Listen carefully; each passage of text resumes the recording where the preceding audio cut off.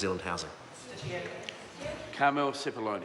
Mr Chair, I'm going to focus on a different aspect to this bill, looking at clause 17 of part 1, which is section 661 amended, landlord's ongoing obligations.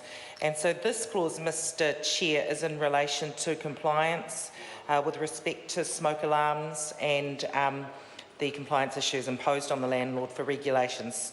The issue I have, and I want to ask the Minister about, is that whilst we were going through the Select Committee, the regulations for smoke alarms hadn't been yet determined. And as I'm going through the regulatory impact statement, in relation to smoke alarms, again, we seem to be presented with two options, but again, Mr Chair, a decision seems to have not yet been made about what the regulations will look like.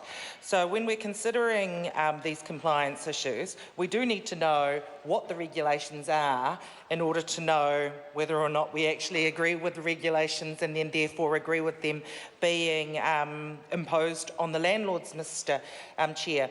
When considering the regulations, I do want to bring up that there was much discussion around the smoke alarm regulations, particularly in relation to having a period of time where landlords would still be able to use battery-powered smoke alarms.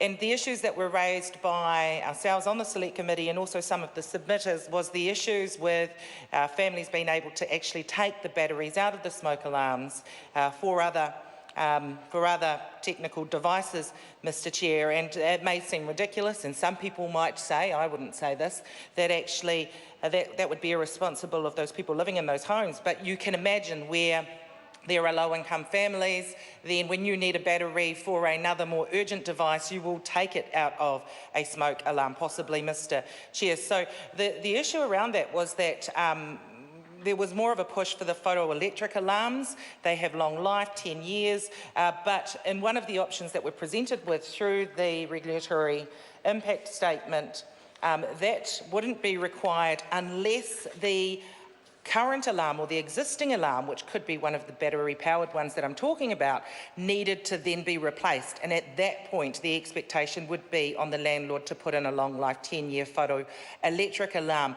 Really difficult for us to envisage how that could possibly be monitored. But, Mr Speaker, that's what is in option 1 in the regulatory impact statement. So I'd really like the Minister to speak a little bit to that. I guess option 2 that we're presented with in the regulatory impact statement is even more concerning. Option 2 would involve MB educating landlords and tenants of the benefits of installing smoke alarms and ensuring they continue to work over time. This option, as quoted in the regulatory impact statement, is essentially the status quo.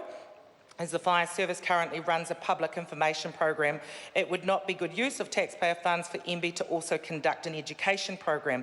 Fire Service public information programs have had relatively limited effect on reducing the incidence of residential fires among high-risk groups, including low-income tenants. So, from my perspective, option 1 is better, but given the problems with the battery-powered smoke detectors that we're talking about, I still think it's an issue. So I really want to know how far along the Minister has got with considering the regulations for the smoke alarms, so that when we vote for this bill, when we're considering this section, then we know absolutely what the compliance issues are going to be for the landlords and what regulations are going to be imposed on the landlords, because at the moment, Mr Chair, that is not clear at all. I'm going through and I'm wondering if there are other sections too, and maybe the Minister could enlighten us on this, if there are other sections in this bill that have regulation considerations that actually haven't been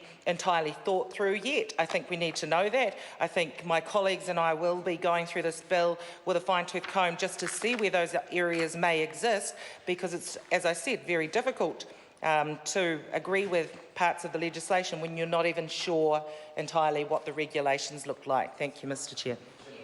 Materia Ture.